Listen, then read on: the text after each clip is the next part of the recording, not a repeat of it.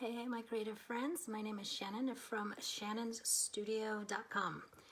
And I'm here to talk about creativity, a creative life, things that help us be more creative, inspires us to be creative, or other people's creativity that inspires us, anything to do with creativity. So that's what we talk about. We are on video 317. And yay, we're gonna do 365 videos and we are 317. Hey Trisha. So today did a little bike riding, did a few miles, probably only 4 miles. So I'm gonna have to figure out during this summer how I'm gonna put in the long miles. And so yeah, I'm gonna have to work on that because I want to keep up with those long miles. Let's see. Okay, jump right in today. I was listening to, I go through Facebook and a lot of times people link things. So I was listening to a little snippet of a Tony Robbins thing, and he talked about how when he was young and he had a business and he didn't have any money, he had like $26, went to this restaurant, all you can eat restaurant, ate, then saw this kid came in with his mom and he was all dressed up and so he basically gave the rest of his money to this kid so he could take his mom out to lunch. And he said he felt so good afterwards, even with the idea and fact that he had no money left. And he just kind of felt rich. And so I just made the note to myself, basically don't live in a place of scarcity. And because I wanted to remember, I just thought that's what I want to talk about today. Don't live in a place of scarcity. So, hey, Joan. Oh, Joan, I just sending something to your mom because she sent us a little letter in Sweden. So I'm sending something to her, a little card. Okay, so I just put that down. So then I decided, okay, I'm going to do a little research on scarcity. I'm going to see what, there has to, what's being said about scarcity, how it deals with creativity, and that sort of thing. So as I started to dive into this, I had no idea what scarcity does to us. And a scarcity mindset. So they've done research on scarcity, and I try to always do whatever I'm researching. I put in, when I'm doing the thing, I put like Scarcity Research or anything. It's like I add research on the end because then you get a little bit more credible information, because sometimes people put stuff out there and I read it and I go, what? How did, anybody can publish anything is what I'm saying. So I always add research on the end of that. So I came to some scarcity research and some of the things that it boils down to. I'm just going to read some things that it boils down to. In the Psychology of Scarcity article by Amy Novetny, she says the scarcity mindset consumes mental bandwidth. That's brain power that would otherwise go to less pressing concerns, planning ahead, and problem solving. So what the scarcity does, it takes up a lot of your brain. It takes up focus. And here's a quote from The Science of Scarcity in Harvard Magazine from Cara Feinberg. It says, scarcity steals mental capacity wherever it occurs. From hunger to the lonely, to the time-strapped, to the poor. If the mind is focused on one thing, other abilities and skills, attention, self-control, long-term planning often suffer.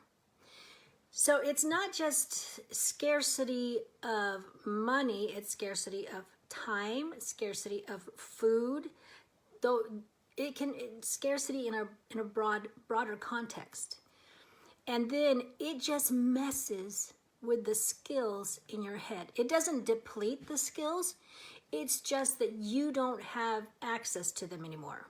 It's like you're thinking and your focus just, and so you don't have this focus anymore. On this focus, you can only see what's right here. And so it creates a mindset. It impairs our ability to perform. And one article said you become dumber. Makes a mentally juggling of all the other things one has to consider. So when you are narrowing it to just focus on this thing of scarcity, what you don't have, then they did studies where they upped the consequence. So like what happened was, one of the studies was, okay, let's create a car problem for $300. Everybody was able to solve that, rich and poor. Then you threw in a car problem that all of a sudden cost $3,000. And I totally get the lack of money, when you have 8 kids and a $3,000 car problem, then all of a sudden you're juggling how, what has to go in order to make this happen. And so they found in the research that all of a sudden the decision making of people who had less money all of a sudden just blew up. And rich people are still able to make the same decision because the cost to them was not as significant. So what this all did was created, well, first off, so it was like this little diagram thing I made. So it's low self-control, and this is kind of the idea of what people thought about scarcity. Low self-control, and actually is part of it. Low self-control leads to instant gratification, leads to self-destructive habits, leads to choices based not on the future but on the moment, leads to poverty, leads to scarcity, leads to low self-control, this circle. A lot of people thought that what happened was that poverty started here in the low self-control, or poverty started in the self-destructive habits, or poverty started in the instant gratification. And what they found was that it flipped the whole idea on its head, and all these other things started because of poverty. So the entry point wasn't one of these other things, it was the entry point of poverty. So poverty itself taxes the mind, and it flips the idea that poor are poor because they make bad decisions to people make bad decisions because they're poor. And it's a slight shift, but it's a significant shift. And they found that it can grip anyone. So any of us would act the same way given that scarcity. So I was just wrapping my head around that idea that this isn't just what poor people do. This is what any of us do with a scarcity mindset. And you can have a scarcity mindset and still have a lot of your needs met. And that's interesting too. So they were doing these studies, some of these studies and the people would react with just thinking about scarcity. They would go through the whole process, and it was a long, several studies and long process. And just thinking about scarcity preoccupied the subjects so that it's almost like they were, self-inflicting pain on themselves because of the scarcity. So scarcity stops cognitive capacity, problem solving, and don't you need some problem solving if you are in scarcity? And executive control, like planning, controlling your impulses, willpower, all those things poverty causes us, scarcity causes us to lose control of. And I just wanted to throw, they did stuff with time, money, and food, but what about the scarcity of solutions, the scarcity of hope? And I think we are looking at a large scale feeling of the scarcity of hope and the scarcity of solutions. I think most of us in this time where we are struggling with racial problems, that we're going, what's the solution? And so then we start to see people say things and do things, and we're going, what are you saying that for? And a lot of times you go, these people are decent people. What is going on? So I'm wondering, just my own personal wondering, does the scarcity of ideas and solutions and hope lead us to these things? Because the scarcity of time, food, and money lead us to do these things. So it's just a thought I'm throwing out there. So, what else? When you're focused, when you're in scarcity mode, your only focus is solving the emergency of the moment. You don't have the capacity to move forward or think broader. It's basically self-preservation. So, what do we do if we are in that kind of mindset? And I thought of two things, and I researched some of these things too. One of them, and this one is just kind of my own thinking, create a margin. So create a margin. And a margin, I mean by a margin, like create an amount beyond what's necessary. So create a margin of money, create a margin of time, of food, of solutions, and being creative, actually being creative, making things, thinking outside, having experiences. The whole creativity package makes you a problem solver. It lets you, it teaches you, it lets your neural pathways grow so you are a solutions person. In How to Escape the Cycle of Scarcity, it says, the article, it says, this scarcity mindset is like a flame that inhibits your creativity and ability to focus on long-term goals. It drives you to instant gratification as you seek to escape the flames. So it inhibits us creatively. And I know creativity builds us in so many ways. So let's talk about margin. So increasing our income. So, doing some side gigs, decreasing our expenses, increasing our knowledge, all those kinds of things will help us with money. And what about time? I've talked about, our time scarcity.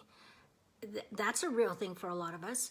And I've talked about how to say no in a video. I've talked about, so saying no to more things. So it gives you that margin of time. So you're not like booked every single minute, or you're not feeling so rushed everywhere you go.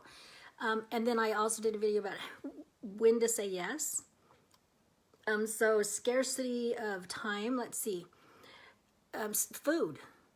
To give yourself a margin for food. Like buy a few extra boxes of mac and cheese. Buy a few extra cans when they're on sale. So then you start to have and build up a 2-week supply. Because when you start to have this margin, it gives you freedom that you're not going to starve to death tomorrow. So then your scarcity doesn't have to kick in immediately. It gives you a margin. It gives you a margin that, I know I'm okay for X amount of time. So I think those were some things to create the margin. So you think about what your life needs and what kind of margins you can give yourself. I think for me, it would be time. I have to look at my time and make sure I'm not creating. And notice, creating a scarcity of time. I don't have a real scarcity of time, but I can create a scarcity of time with my mindset, and that's the other side of it. So I have to look at and go, am I creating scarcity in my mind? And my first thing was, don't live in a place of scarcity. I didn't realize how important not living in a place of scarcity is. But after reading all this stuff, I'm going, holy smokes, yes, we've got to move out of that poverty of time, poverty of food, poverty of money, poverty of solutions, poverty of hope, all that scarcity. So let's talk about mindset. What are some of the things we can do with mindset? So one of them is change our language. Change our language like, I don't have enough time. I need to change how I'm using my time. Or I have enough time. I've just got to move these things. So changing our language, that's one thing that's really easy. Also, like I don't see how it can happen. I have several solutions. There's several solutions that I can come up with. What are they? And says, I don't see how this is going to happen. There's nothing I can do. No, there's several solutions I haven't thought of yet. What are they? Changing of language. The next is to be generous. First off, to be happy for others, to be able to altruistic for other, have altruistic joy. Generous. There's a quote in Everyday Creativity. It says, a gift economy is based on love and compassion and shifts toward contribution, trust, community, and abundance, rather than grasping, distrust, isolation, and scarcity. So the idea of having this generous attitude toward people with what we say, what we give, the time we have with them, and shifting that so that our mindset shifts from scarcity. Another thing is to be grateful, which you guys know all the kinds of things about being grateful. Downsize, minimize, so get rid of things. So then you have more space. There's all kinds of things about, you don't have to do all these things. I say pick a few things. I'm probably not going to downsize. Because that would mean I'd have to get rid of a lot of, creative stuff, and it's just, that's not going to happen. But, minimize, let go of other stuff. Another is don't compare yourself. Don't compare what you have with other people. Don't compare, but be content. Be content with what you have. Be happy you have. Think of the process that it took for you to get that, and enjoy it. Here's a quote from Resilient, and I thought this was kind of funny. In our mind, we have this inner advertising agency. I thought that was hilarious. In our mind, inner advertising agency routinely is overselling how good it will be if we get what we want. So we have this advertising agency overselling how good it's going to feel when we get what we want. So true. I'm really going to love it when I have this. So don't compare, be content, downside minimize, be grateful for what we have. Another idea is to add some new friends, and not just any friend, like optimistic friends, people, creative friends, like I've talked about a million times, because those creative friends are people who are open-minded, they have solved problems, they have good well-being. When I found that for my husband and I, we're not usually both down at the same time. Like, one of us may get down, but the other one is there to, lift us back up. And that's the way it's kind of been in our marriage. And I think if you have creative friends, you may not see solutions, but your creative friends probably will, because they might not be in the same headspace that you are. So add friends, add creative friends, optimistic friends. Let's see. Learn. There's a whole bunch that happens when you learn. It has that openness. It makes you in a place that is more expansive in your brain. And possibilities. Always just get in the frame of mind that there are always possibilities. Let's see.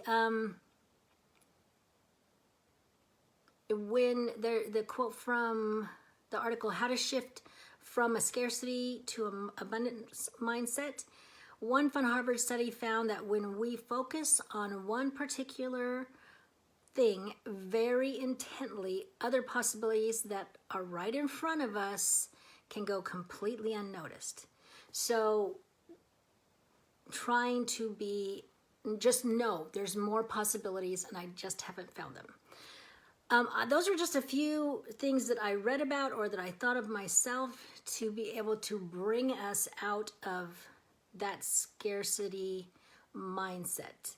I think the mindset is what we can work on the first. And I was like, don't live in a place of scarcity. I was just thinking, oh, that's a good thought. I wonder what.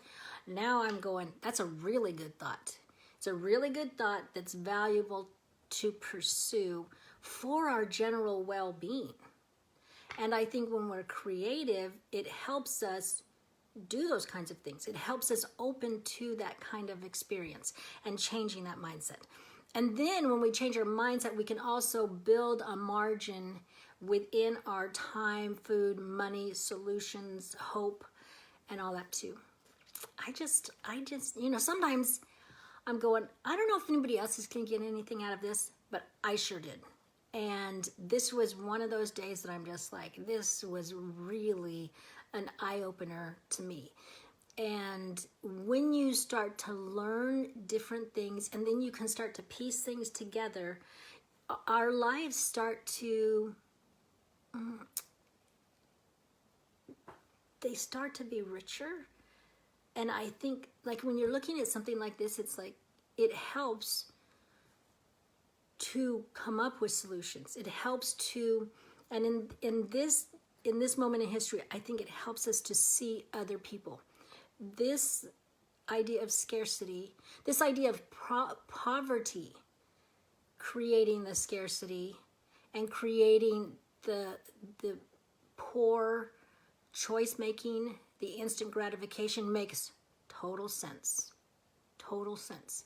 So not even on a personal level, though I think personally this is a great thing, but on a society level, when you start to see this, that all of a sudden you can't blame poor people going, they're just lazy, they just make bad decisions, they just, have self-destructive habits, they just don't, have any control.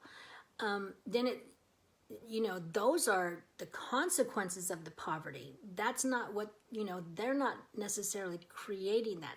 And that's not the whole picture, but that's a good chunk of the mentality of it. So my tip tonight is don't live in a place of scarcity. Before this morning, it was like, don't live in a place of scarcity. Now it's don't live in a place of scarcity. It's so funny to me how you can say the same words, but the inflection, how you say it, changes. So that's our tip for today. Remember, you have a creative heartbeat, so listen for it. And if you have any tips about scarcity or any examples or any stories, I would love to hear it, because this has just really been an eye-opener for me that I think it's great. Anyways, I'll see you tomorrow. Bye.